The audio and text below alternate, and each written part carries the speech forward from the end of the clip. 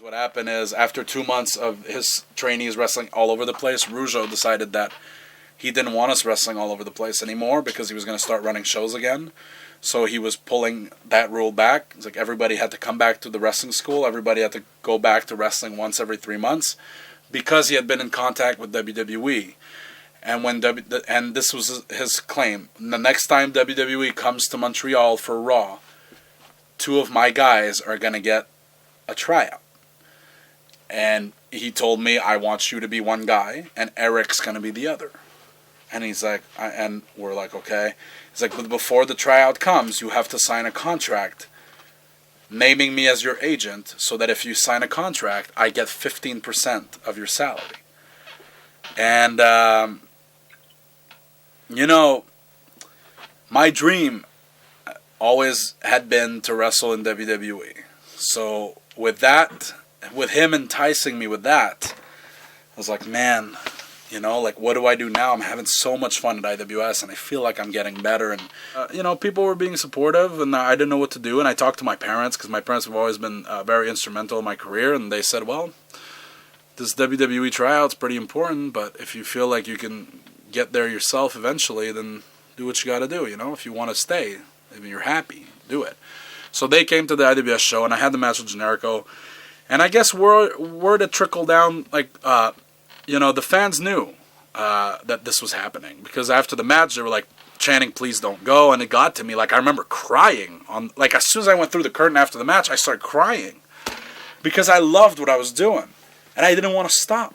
But I also didn't want to give up the opportunity to have a WWE tryout. But then the next day, after that show, I'll always remember, it was time for me to call Rougeau, and because we had to discuss some stuff about the tryout and signing that contract he wanted me to sign. But that day, I decided that I wasn't going to do it. Because, one, I knew that back then, I was really small back then. And while you may look at me now and think WWE probably wouldn't have any interest in me in this shape I'm in, back then they would have laughed me out of the building. Because now I'm a big dude. Back then, I was skinny as shit. I was shorter than I am now. There's no way they would have seen anything in me. Because they've seen people do 450s at that point. So my secret weapon wasn't as impressive to them as it might have been to Jacques Rougeau.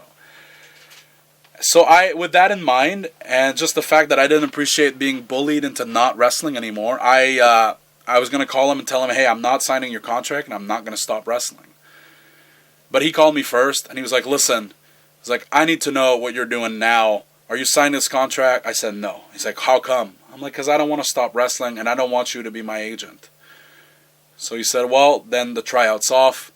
Don't come to my school anymore. You're not welcome here anymore, and that's it. And I said, okay, thanks. And we hung up.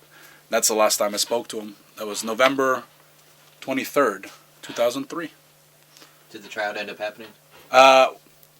He picked another guy, a close friend of mine. His name was GF, Handsome GF. That's what he wrestles at.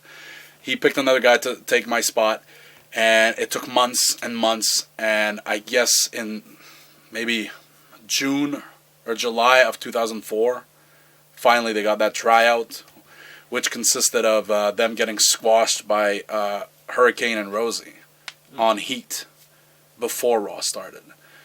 They had 3 minutes. Handsome GF got to do a dropkick. Eric got to do, Abyss that does that thing where he's got to do it in the torture rack and he sits out with him. Eric got to do that. And then they got destroyed.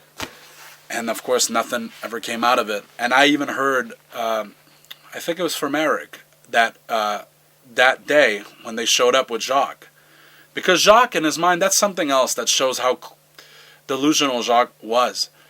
He was telling us that the way it would work, and I didn't know anything at that point. I didn't know anybody who worked for WWE back then, as opposed to now where I know half the fucking roster personally. But at that point, I didn't know any of this.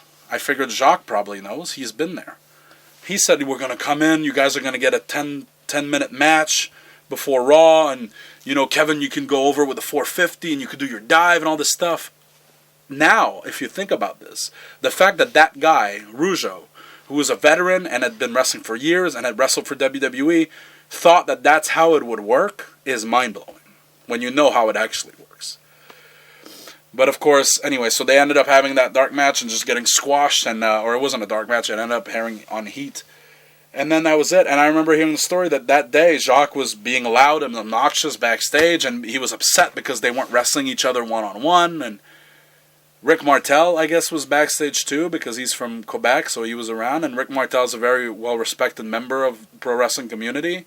Jacques, not so much. And I guess Rick Martel told one of the agents or somebody, it's like, okay, his boys had their match. Get him the fuck out of here. And apparently they asked Jacques to leave. Now, I don't know if that's 100% true, but I'm pretty sure Eric told me that story, so I don't know why he would lie about that. But that kind of shows you the esteem they have for Jacques there. And I think it says a lot about who Jacques is as a person, too, you know?